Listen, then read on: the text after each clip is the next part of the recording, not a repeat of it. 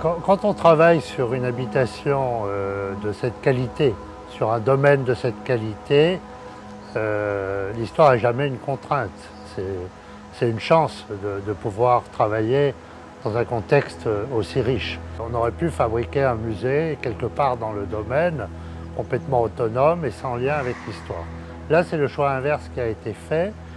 Et donc, toute la difficulté, c'était de trouver la réponse juste par rapport à une situation déjà longue et à la place d'un site qui était peut-être le site le plus mal exploité, qui était l'embouteillage, qui était un petit peu l'extrémité du domaine industriel. Continuer l'histoire, ça ne veut pas dire fabriquer un mimétisme avec un élément historique. Au contraire, ça veut dire insérer des éléments contemporains dans une histoire qui s'est construite au fil du temps. Et donc, la première question, ce n'était pas celle des matériaux, c'était celle de l'échelle. Donc, qu'est-ce qu'on allait ajouter comme bâtiment? À quelle échelle ils étaient par rapport au chai du tonnelier, par rapport à la distillerie, même par rapport à la maison. Donc, c'était de trouver la bonne réponse. C'est pour ça qu'on a choisi de créer 3 salles qui peuvent être utilisées différemment, mais qui sont aussi associées dans un parcours muséographique global. La première, c'est la salle historique, la cuverie. La deuxième, c'est la salle carrée, cette salle qui termine l'allée dans le parcours historique.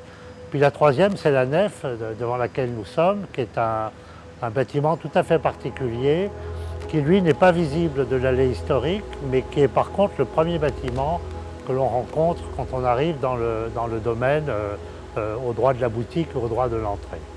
On voulait utiliser des matériaux qui existent déjà sur le site. Elle était liée à l'expression contemporaine qu'on voulait donner à chacune de ces salles. La salle carrée qui est à côté de la cuverie, pour nous c'était une salle blanche. Elle était en béton, en maçonnerie, en parpaing, en tout ce qu'on voulait, mais elle continuait le système de l'usine et le système de la distillerie.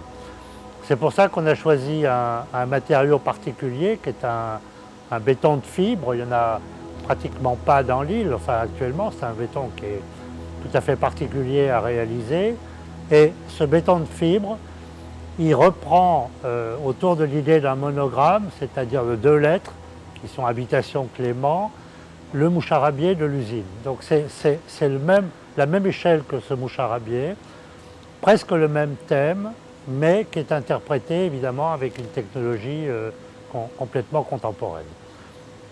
C'est un bâtiment statique, c'est-à-dire qu'il termine l'allée, il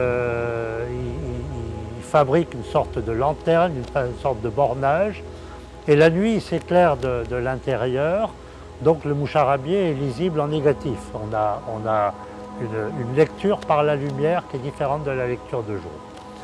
Le deuxième bâtiment, la nef, on a choisi au contraire, non pas l'effacement, mais on a choisi le thème du reflet. C'est-à-dire que ce bâtiment, il reflète l'histoire et il reflète le temps. Il reflète le ciel caribéen, le ciel martiniquais.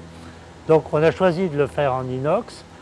Ce n'est pas un acier inoxydable classique, c'est-à-dire qu'il est à la fois strié, il est gaufré, il a un ensemble de matières. Donc il absorbe tous les reflets, mais pas de façon littérale. Ce n'est pas le miroir absolu qui aurait été beaucoup trop présent à l'intérieur d'un site comme celui-ci. Et ce bâtiment, il a pour vocation à être associé à l'accueil et donc à être complètement changeant. D'un jour sur l'autre, le temps change, la lumière change et ce bâtiment, il change avec. Il est complètement inscrit dans son paysage. C'est un exercice qui n'est pas aussi simple. On a fait beaucoup d'essais, beaucoup de travail sur le matériau pour trouver avec le maître d'ouvrage la bonne qualité, le bon reflet. Je veux dire, on en fait trop, on a perdu, on n'en fait pas assez, on a perdu. C'est toujours quand on cherche ce type d'effet, la justesse de la réponse est un élément essentiel.